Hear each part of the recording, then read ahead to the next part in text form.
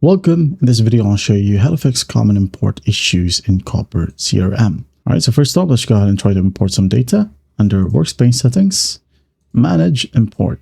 Okay, I'm just going to go ahead and use this specific record, which is People, Import. And then here, make sure that if you upload a CSV file, just select CSV right here, or an Excel file, click on Excel, or Google Contacts, click on Google Contacts, as these right here have different file types. Okay, file types, I'm going to show you. I'm just going to go ahead and open up my desktop right here. As you can see, this one is a TXT file. There you go. Just right click and click on properties. This one, I think this is an XLSX file, properties. There you go. Okay, as you can see. So I'm going to go ahead and choose right here an Excel file.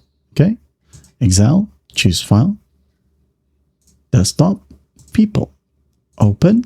So let's say we have a last name right here that says invalid cell. So this one is a problem. Okay, it doesn't got a last name.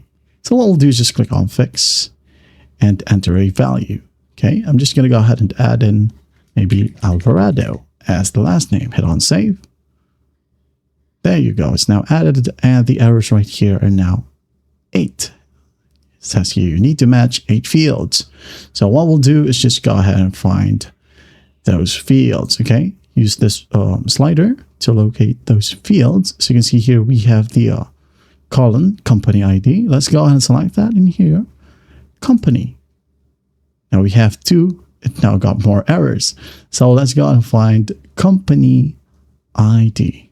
Okay, if you don't have that, well, you can just go ahead and create a custom field or ignore it. Okay, if you ignore it, it will not be imported to your Copper records. Okay, moving forward, right here, tags. I'm gonna go and click on this drop down, look for tag right here. Last contacted. I'm just gonna ignore this one. Inactive days, ignore. Updated at, we have that in here, or again, if not, create a custom field. But for now, I'm just going to go ahead and click on ignore. These two right here, Copper ID, ignore and ignore. Okay. And if you want to as well, you can go ahead and use manage matching records. Okay. And you have the option to skip if they are matched records or overwrite. Select an identifier right here. It could be via Copper ID or email. Let's say email. Okay. And then once that's done, you can now go ahead and hit on import, type down import, and hit on I understand. Wait for it. And it says here in progress. Just hit on OK. And eventually you will be receiving a notification that right here that says your people import or your record import has been completed.